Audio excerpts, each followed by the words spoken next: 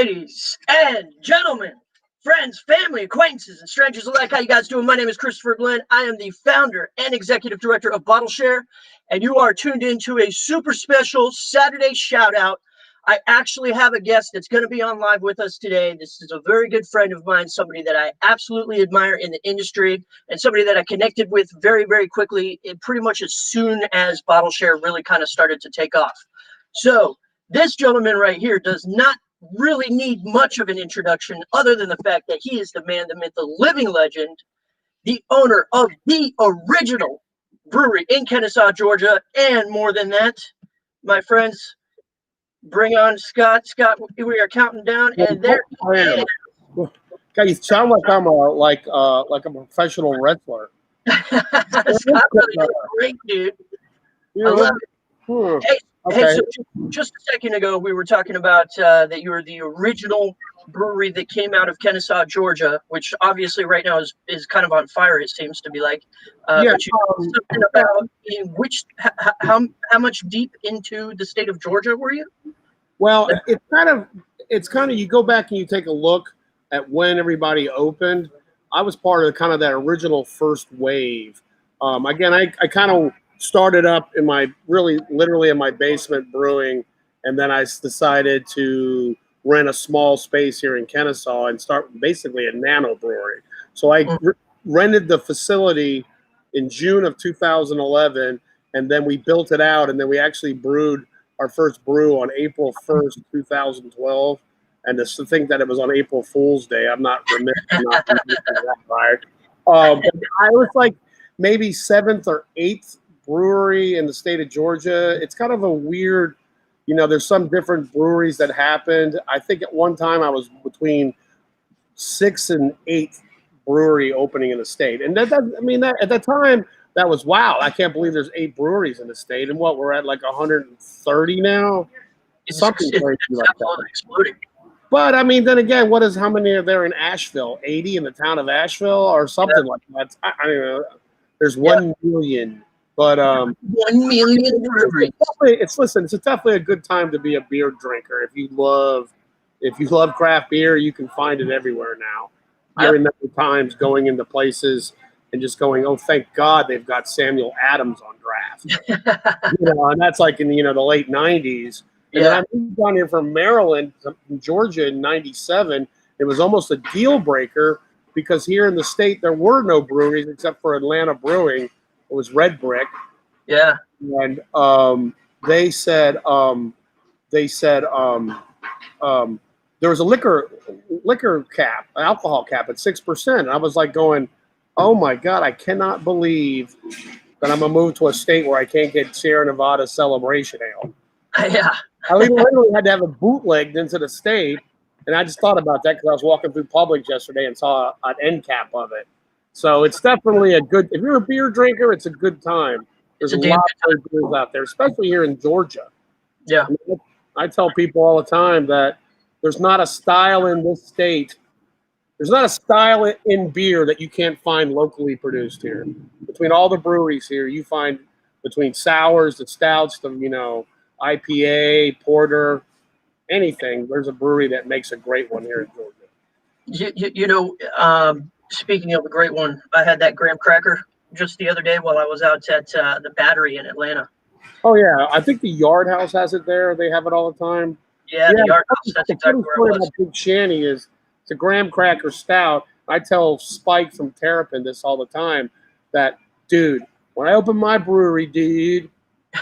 I told him, I was like, I'm going to have, because I was always pissed that I couldn't get Wake and Bake year round. I love that beer.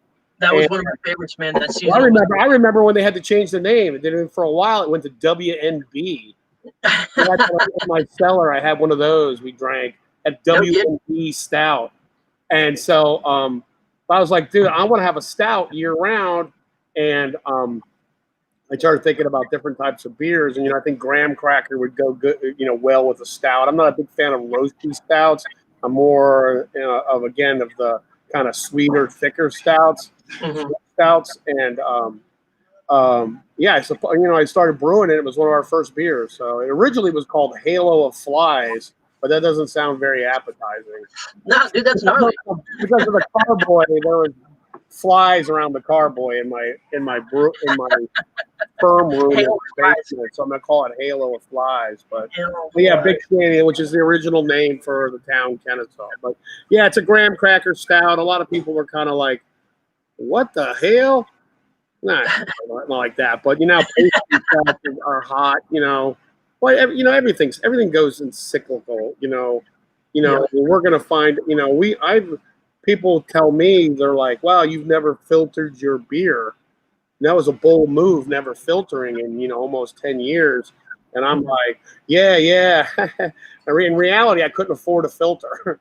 No shit. So I just cold, and I was, the demand for the beer wasn't as quick as it was. So the idea of having a filter, I could cold crash my beer and let it crash. And You're so a pioneer, my friend. yeah, so I wasn't really, if there was stuff in the beer, I would be like, sorry, we're a small brewery. But, unfiltered, and unfiltered's the way to go. I mean, I tell people all the time that, if I put a filtered beer next to you and an unfiltered, the same beer brewed on the same day, except one was filtered and you had a blindfold on, you'd pick the unfiltered every time. Yeah. It's, beer at its most basic raw self. So how are you doing? Man, I've been doing great, dude. You have been doing great, dude. I've seen you, man. You won that. What award did you win? This was Bring that thing in here. the Crushy, baby. The Crushy, that's it. Yes, that's. You know what? You really are knocking it out of the park, dude. You turned a life disaster into a life home run, dude. Thank you so much, man. I appreciate it. There's somebody, especially during COVID times, you're a breath of fresh air. You're positive. You're helping people. You're promoting. You see a lot of people circling the wagons now with COVID, but you're definitely the guy who bridging the gap and talking to people and, making sure everybody knows that this, we really, as big as we're getting, the craft beer community is still a craft beer community. It is a community, 100%. Yeah. Yep, without a doubt. And it's a close-knit community at that.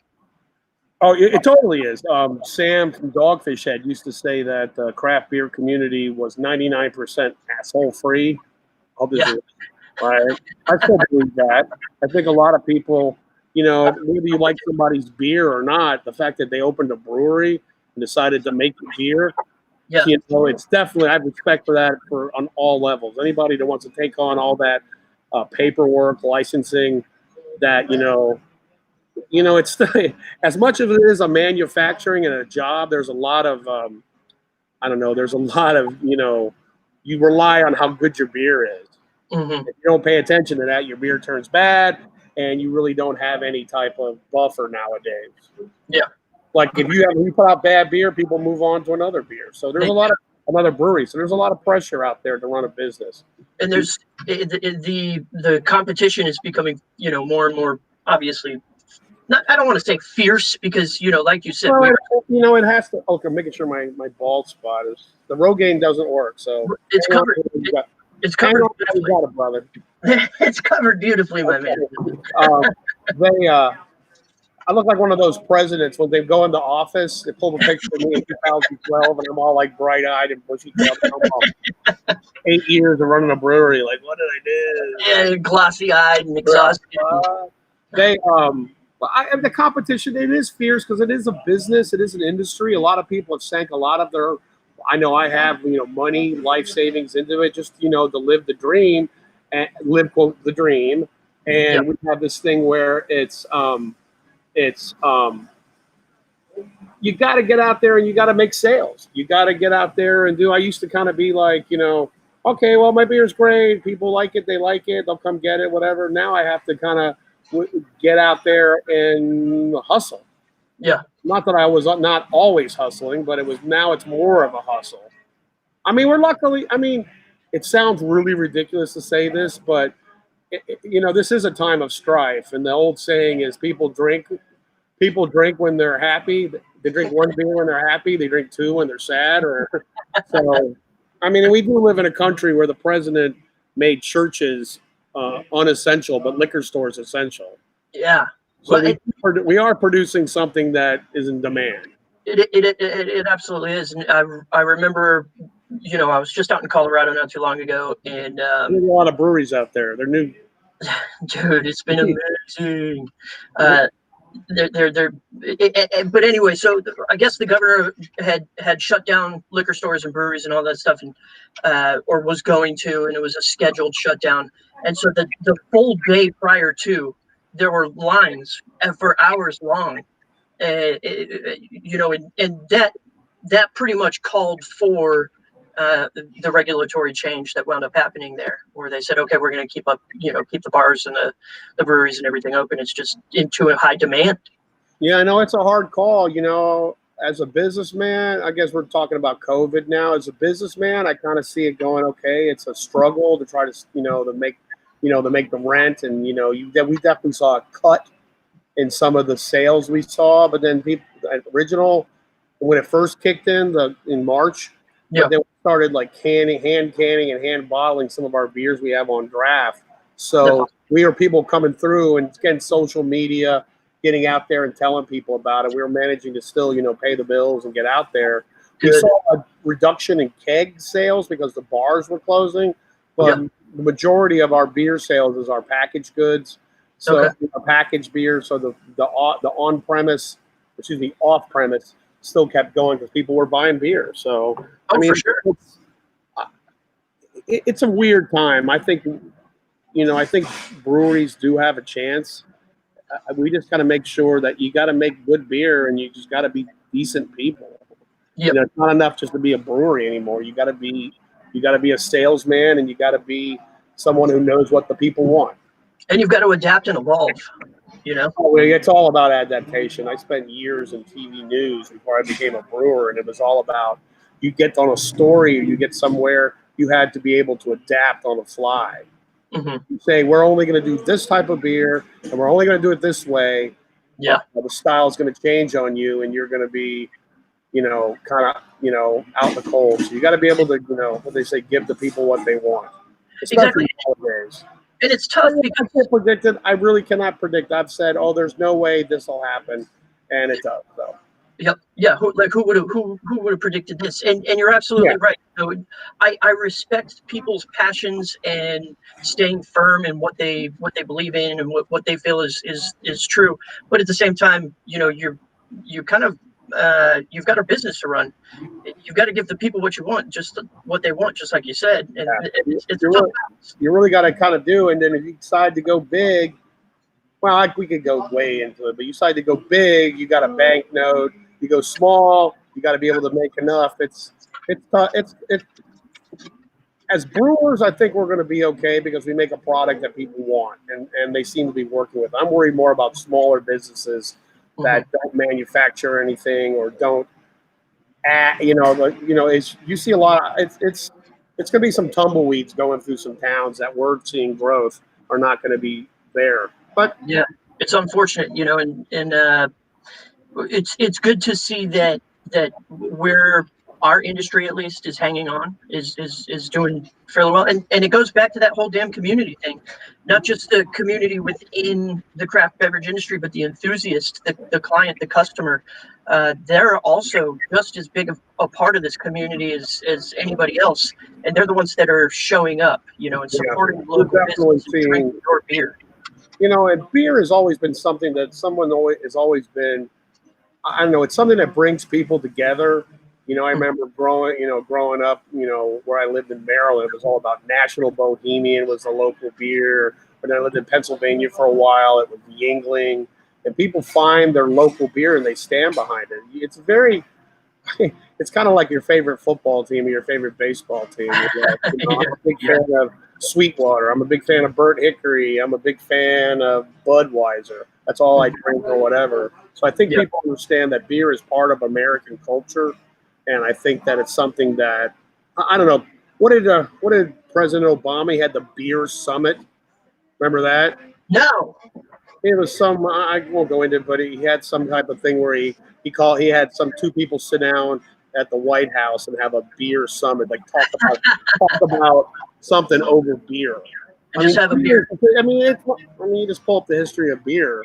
Everybody, from back to the Middle Ages, people sitting around with a tankard of grog, enjoying whatever, Hmm. So yeah. Yeah. So what's going on with Burr Hickory, man? Anything in the works? Any cool, exciting news? Yeah, we're doing a couple things. We got a couple bottle releases coming up. We just did a revamp of our tap room. Add some more chairs. We try to, to kind of spread it out a little bit more for social distancing. Cool. People are like, "How are things going at Bird Hickory? Are you okay?" And I'm like, "I've been going out of business for 8.5 years. So this is just another, right? I mean, I've been, burning, it's like, what? I've been burning pallets and oil drums for years now, for 8 years. So what a pandemic. So Right. we're doing well. We've added some more staff. I've got a really great brewer that I'm working with now who really is on top of turning the beer around. We're seeing, yeah, it's kind of funny. I keep coming into work. I keep thinking the door's going to be locked, but it's still open. So Here it is. and people are still showing up. Yeah, people are still showing up. As much as I try to get them to not to, they keep showing up. But yeah, no, there's more beers coming out. We've kind of slowed a little bit of our beer going into the market and trying to stay with our, um, I see Amanda Gossett. Yeah, do you see her there? She's trolling. She's like, oh, God, I said, hey, dork. Oh, my God. Yeah, okay. Anyway. Yeah. Did you see that dork comment up there? That's we go back. I'm like, yo, dork. Anyway, she's fantastic. Yeah, she's very cool. She's very positive. I saw her on her blog. I drink beer, okay, and she's very positive. Yeah, she's very like someone who definitely is. She's the kind of person who gets the fact that she goes to a brewery, she's going to post something positive. I think she understands these people are business people and they're trying to stay open. And not one of these, well, I went there and I got blah, blah, blah, blah, blah, blah. It's kind of like, okay, yeah, look how great beer is. So anyway. Which it is. So yeah, well, of course. Touche.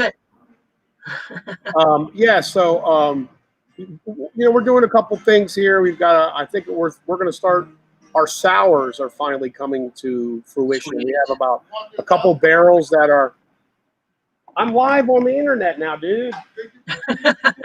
El Taco Man wants to bring that quesadilla up here, you ugly SOB. We're going to be doing trying to start an education series where once a month we're going to be talking about beer up here. Man, come in and say hi to Chris from the Bottle Share. What's going on, brother man? Oh, I'm making it. Just dealing with this asshole. Oh, okay. Sorry, yeah, whatever. Anyway, that's fine. He got me a quesadilla, so that's good. And the quesadilla looks fire, bro. Yeah, it is fire. It's on fire. He lit this place on fire last time he was here. Where's he from now? You're like all over the country right now, dude. You're national. Yeah. You still got that one on here? You still do? Yeah, so the police are broadcasting right now, live. Like the blacklist, the ATF and the ATF are going to kick in there. Okay, that's nice. Anyway, all right. What else later? About everything that's going on with the sour program. The what program? The sour program. Oh, yeah. It's not really a program, but we're going to start doing more. I'm trying to. It depends.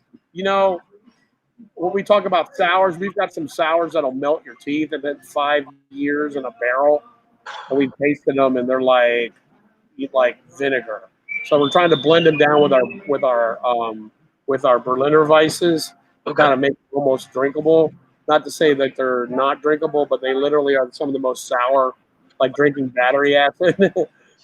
But they're like 5 years in the barrel. So we've got about 10 of them up the street. So we're gonna try in 2021 to release some of these bottles, from the brewery here.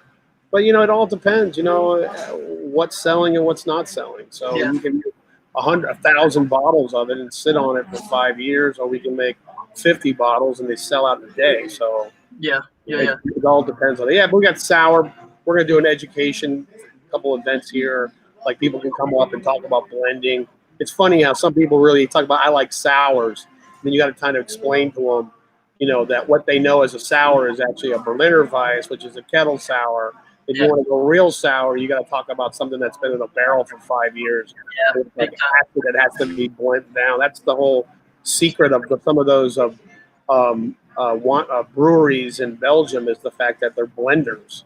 Some of those guys there have their palate down to like, 37% this barrel, whatever percent of this, whatever, to try to come up with that one flavor, and they hit it like every time.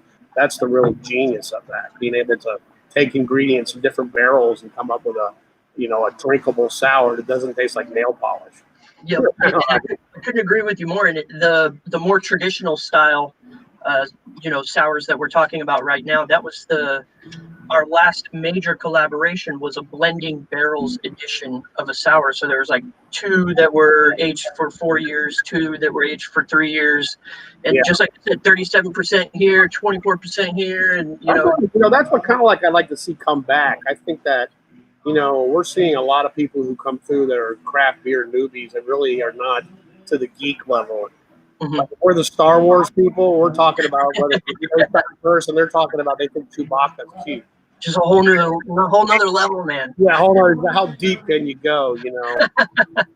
So, but I mean, I like to see some of that. That's one of the things I do like about is the education. There's so much about beer. Beer, I tell people around, it's like the oldest profession: politics, prostitution, and beer. Yeah, you're dead on. And so, and there's some of the most clever and creative people in the world are involved in the beer industry. Obviously, look at you with your. Let's see it again real quick. The Crushy.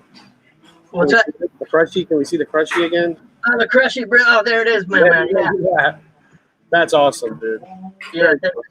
Thank you so much. I love this thing.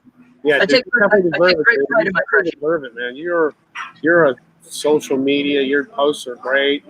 Thank you, man. And I'm not just kissing your ass. Well, here's the deal, man. It's in a world of BS and negativity, and especially all with the political climate and social climate and coronavirus. Like, I feel like not only is it a responsibility of mine to continue down the path that we're going with Bottle Share, but also to try to provide some positivity in somebody's life, even if it's just for a brief second in an afternoon. One person that's reached, then the job is done, and that's something that kind of sits on the forefront of my mind when I'm out there and speaking and doing things and connecting with people like yourself. I think it's great. So we have to figure out when you're going to do something with us up here. So maybe we can have a Bottle Share like virtual event or whatever you want to do. That'd be awesome. The headquarters. Where are you? Like in some bunker? This is my studio, bro. It's actually my bedroom. You're like, I'm like 60 feet underground beneath the bunker waiting, Yeah. So if I keep a panty on, ready to kick in case the world ends, In the morning when I wake up, if I roll one way, I've got my whiteboard that I can update. Oh. And then if I roll the other way, I can come and start messing around on the computer. So it's like it's a studio bedroom. It works very well for me. It's exactly what I need right now. Very good. Speaking of eat my quesadilla. So you have another question for me? Yeah. Speaking of which, I was going to touch up on the fact that one of the very first photographs that were ever taken of, us in action, as in Bottle Share, was when you graciously invited us to your anniversary party. Oh, yeah. And donated a sixtel.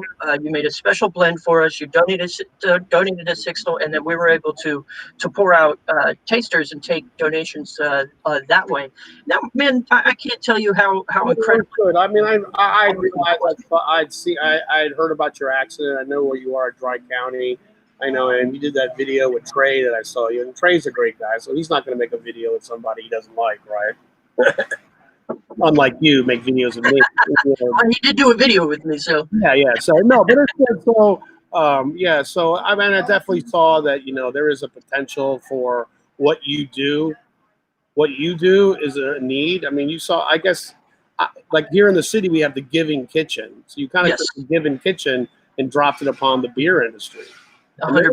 Moved it onto a national level, correct? Correct. Yeah. We're fulfilling grant applications and sending out checks to members and families in our community within all 50 states now. No, it's good. So let's get together. I'll hit you on Facebook. I'll put you in touch with Amanda, who is our social media director now. Awesome. Amanda, good for her, man. Yeah, she's good. We brought her in. and we've got another guy who's come in as we've actually added 2 salespeople. Oh, We're sweet. actually out there trying to, make sure we get more beer out there. Yeah. You know what I mean? Again, like I said, people are drinking beer, so. Yep. But if you want to do something, we can definitely put it together here at the brewery. So. Scott, I would love that, man. That would make you just made my night. Oh, cool. I told you made my night with your little introduction of me. Yeah. Well, nothing but the truth, brother. Tap room. Now I'm gonna go clean the toilets. The tap room, the glamorous life of the brewer. That's right, baby. That's what I'm talking about. You're living the dream, dude. I'm like, yeah, get back to me after I'm done picking up the cigarette butts in the parking lot. So, very good, dude. I'll see you, man. Scott, my friend, enjoy your quesadilla. Thank you so much for joining us this evening. I greatly appreciate it, my man. And I'm looking forward to connecting and hopefully doing something here with you real soon. Good. When you come up here, bring that crushy too. You got it, brother. I most certainly will. I'll see you, dude. Thank you. Thank you, guys. Bye. Everybody else that has been tuned in to today's Saturday shout out, I want to send some appreciation out to you guys. Let you know all of my love. I'm so grateful. I have so much gratitude for everybody that constantly tunes in and cheers us on, and it provides us with the platforms and the opportunity to continue to not only grow, but to continue to give back to the community, because that is obviously the number one most important thing that we do. So with that being said, guys, thank you so much for tuning into a Saturday shout out. I'm so glad I was able to have my man Scott on. It's been a long time since I was able to chat with him for a while, and look at that. And here we go. Looks like we're going to be doing something, maybe a collaboration. Who knows? Thumbs up to that. I'm super stoked. Guys, all the love. You guys